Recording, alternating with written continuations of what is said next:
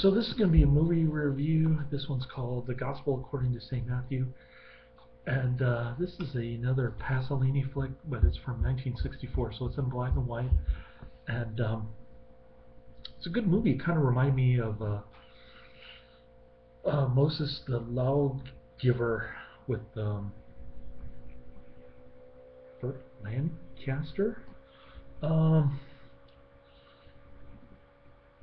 going to talk a little bit about the movie, and then I'll talk about Judeo-Christian values in general, or at least what I've known about Judeo-Christian values. I grew up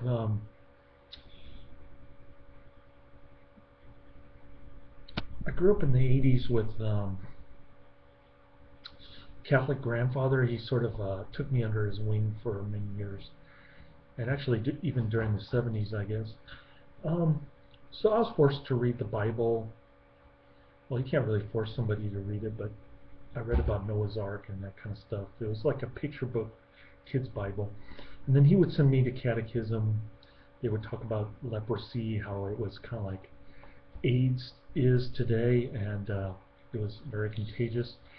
Well, AIDS isn't really contagious unless you shoot up or do anal sex, but that's another story for another day. So going to church every Sunday, I would get little fragments and pieces of the Bible from priests. They would be mumbling junk in Latin that I didn't understand, and it was actually quite boring. I never really figured out who Jesus was. I mean, they said he was the son of a carpenter. In this movie, they said that he was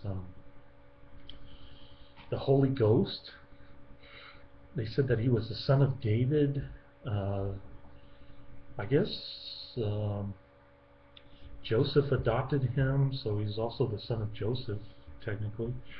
And they call him the Son of God on top of that. So it's hard to identify with Jesus in this movie. But I did enjoy this movie immensely for the same reasons that I enjoyed Moses the Lawgiver. And Moses the Lawgiver is a weird flick, man. It's almost like an exploitation flick. I mean, you've got God talking to Moses in that burning bush thing. That's almost like an Ed Wood movie right there, or Robot Monster, that kind of inane stuff in there. And people actually buy into this. I mean, they believe that God can actually speak to you through a burning bush. It's amazing. But again, it's hey, there's my son. My son wants to be in this video. Anyway, hi Aaron. He's going to be 3 in a couple days. So we were talking about Moses the Lawgiver. This is becoming the boogie show here. You think that's funny? Anyway, so Moses the Lawgiver was quite bizarre. Then they had those frogs and pestilence, God's wrath on the Egyptian people. That was pretty brutal. I mean, if God is such a wonderful, loving entity, then why would he inflict this kind of brutality on the Egyptians?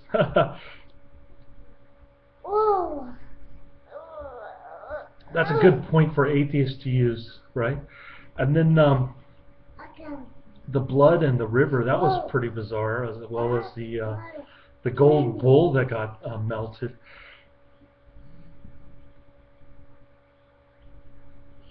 The strange things in this one are the guy who betrays Jesus. I forget his name. I guess he hangs himself and he throws coins at them.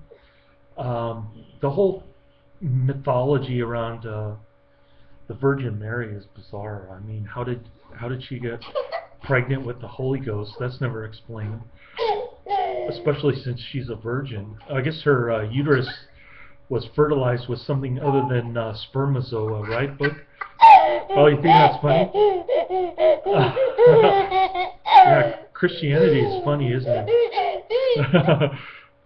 And then you've got, whoa, he's climbing on my back now. So then you've got, no, Batman isn't in this one. It's Jesus Book, not Batman. So, what are some other funny things that, a gang of like soldiers, they go up and start throwing babies around and stabbing babies. I don't know what that's all about. I never really read the Bible through. It's kind of like Old English, King James Bible, so it's hard to read in the first place.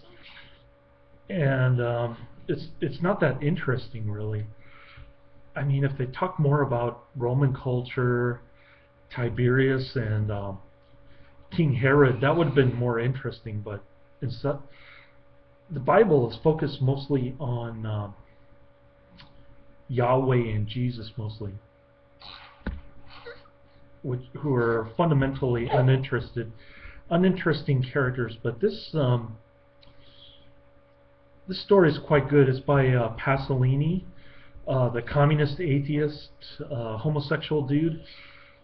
And communists actually criticized him for doing this movie. I guess he picked up a Bible one day and he read all the way through, and he wanted to make a movie about Gospel of St. Matthew for some reason. He said that it involved the fundamental human aspects of life and death, those kind of themes. I forget what else inspired him to do this movie.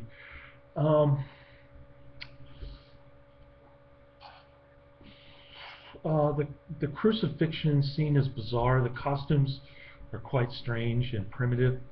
It kind of reminded me of Oedipus Rex, the costumes. Oh, Boogie wants to play with my new haircut. Anyway, what was I going to say? I'll post an interesting link in the description box down here later on. I'll post that link. It's my friend Tamarin2K actually shared it with me one time, and it's quite interesting. It presupposes that the whole religion thing is based on people ingesting mushrooms. So that's pretty cool. I like that. I put something in the trees. In the trees? Get down. Oh, okay. The trees are falling down. There's a big storm. The end of the world is coming. Mayan civilization is coming back to haunt us, Boogie. Anyway, getting back to Judeo-Christian values, as I wanted to discuss in this video before Boogie jumped in, oh, it's raining. You got windshield wipers. Okay. So the Judeo-Christian values, I don't have any objection to per se, except for the parts that talk about self-sacrifice, as Anne Ryan would say, the whole idea of Jesus and his preaching self-sacrifice is not something that I would do. I would tend to agree with Milton Friedman and Ayn Rand that rational self-interest is the thing that drives civilization. For instance, the Henry Fords of the world acted in self-interest. He wanted to build a better mass-produce a car, not because he thought it would be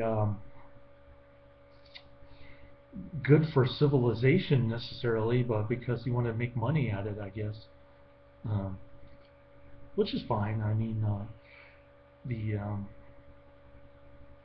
there are other examples I can think of, like William Kellogg, There's so many guys.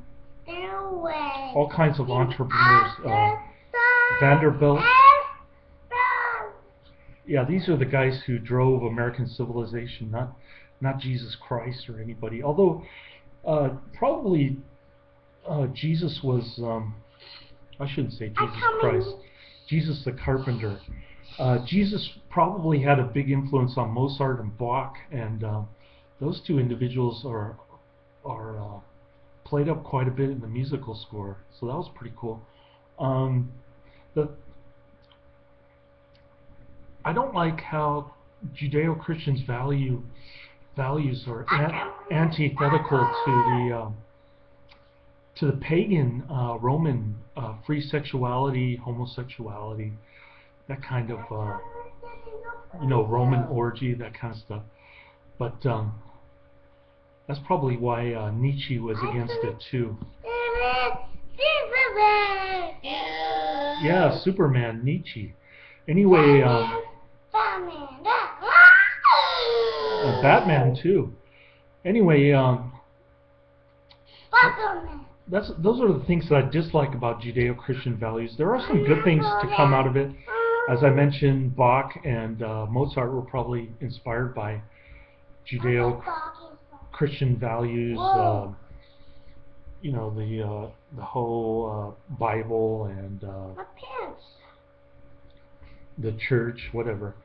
I know certainly in the Sistine Chapel, that painting was certainly inspired by it. The painting on the or the fresco on the Sistine Chapel, Michelangelo.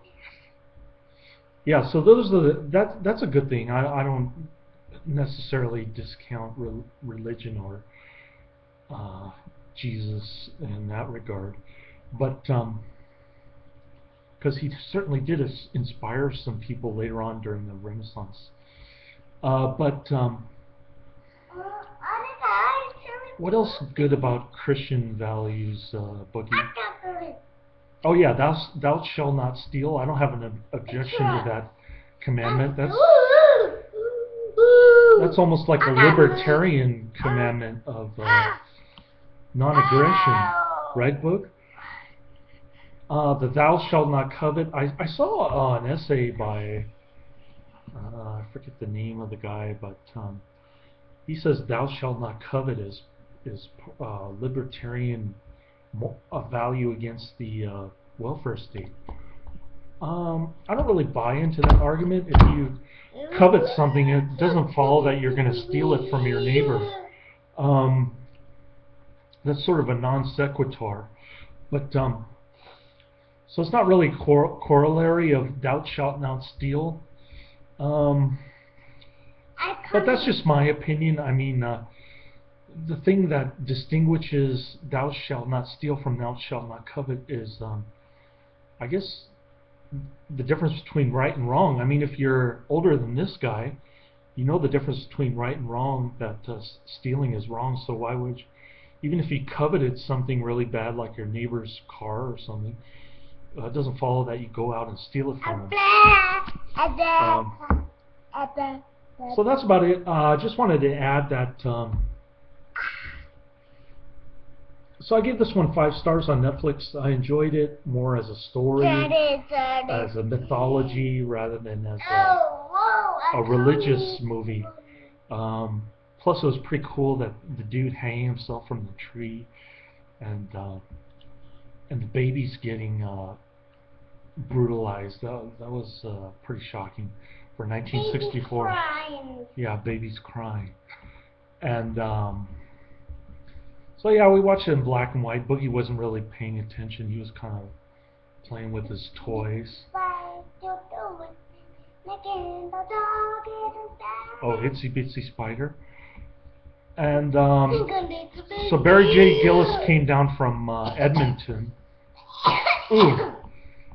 And he pretty much bullshitted me about free dinner, you know, driving around my car listening to iTunes, and among other things that I won't mention. But So that's why I didn't go see the Killing Games last night. Sorry about that if you were there. I just didn't feel like going because I felt jaded by that very J. Gillis. Anyway, I'm going to cut out now. We're going to Red Robin. Laters.